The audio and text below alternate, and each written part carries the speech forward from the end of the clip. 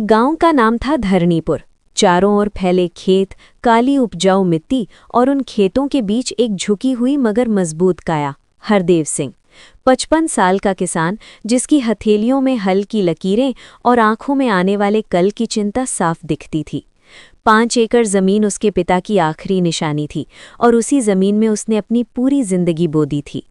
हरदेव जब बीज डालता था तो सिर्फ फसल नहीं उगाता था, वो अपने बच्चों का भविष्य बोता था।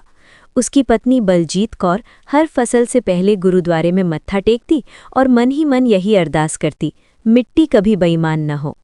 उस साल गेहूं खूब लहलहाया, खेत सोने जैसे चमक रहे थे। हरदेव का सीना गर्व से भर गया, मगर मंडी में पहुंचते ही सब कुछ बदल गया। आढ़ती ने बिना नजर उठाए कहा, रेट गिर गए हैं, लेना है तो लो, वरना फसल यहीं पड़ी रहेगी।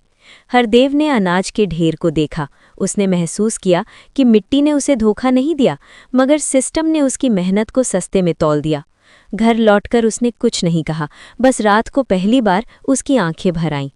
इसी बीच गांव में चर्चा फैलने लगी। नए कानून आए हैं।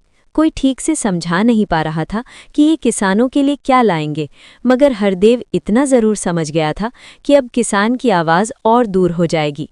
टीवी पर बहसें चल रही थीं, पर खेतों में सन्नाटा था। एक सुबह उसका बेटा गुरप्रीत बोला, बाऊजी, किसान दिल्ली जा रहे हैं, आप भी चलो।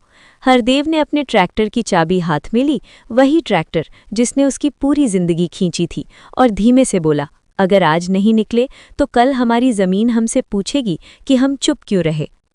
दिल्ली की सीमाओं पर ठंड हड्डियां जमा देने वाली थी। तिरपाल के नीचे हजारों किसान, किसी के हाथ में झंडा, किसी के हाथ में अपने पिता की तस्वीर। हरदेव रात को अलाव के पास बैठकर कहता, ये लड़ाई फसल की नहीं, इज्जत की है। दिन बीतते गए, सर्दी बढ़ती गई। एक रात हरदेव के सीने में तेज दर्द उठा। गुरप्रीत घबरा गया, अस्पताल चलने को कहा। हरदेव ने उसका हाथ पकड़कर कहा, अगर मैं आज लौट गया तो ये आंदोलन कमजोर हो जाएगा। उसी रात हरदेव चुपचाप इस धरती में मिल गया, उसी मिट्टी में जिसे उसने जिंदगी भर सींचा था। अगली सुबह ट्रैक्टर पर तिरंगे में लिपटा हरदेव सिंह था। गांव रोया, पर सिर झुकाकर नहीं। बलजीत कौर ने आंसुओं के बीच कहा, मेरा पति मरा नहीं, वो बीज बन गया है। गुरप्रीत की आंखों में दर्द था, मगर आवाज में आग। ये आंदोलन अब मेरी जिम्मेदारी है।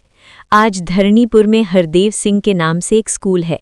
उसकी दीवार पर बड़े अक्षरों में लिखा है, नो फार्मर नो फूड। जब किसान खड़ा होता है तो मिट्टी बोल उठती है।